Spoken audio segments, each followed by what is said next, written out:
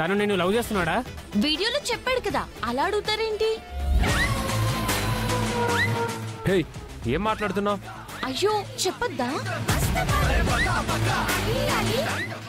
మొత్తం కాలేజ్కి తెలిసిపోయిందే. ఇప్పుడు ఎలా చరణ్? ముందే చెప్పాలి కదా సీక్రెట్ గా ఉంచమని. అంటే చరణ్ నువ్వు నిజంగానే?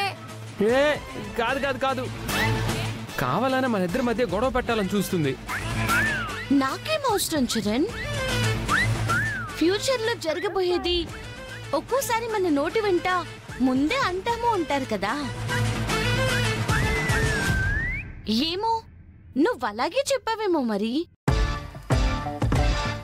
అందుకే నన్ను లవ్ చేస్తున్నట్టుగా ఆ దేవుడు నీతో అలా మాట్లాడించాడేమో.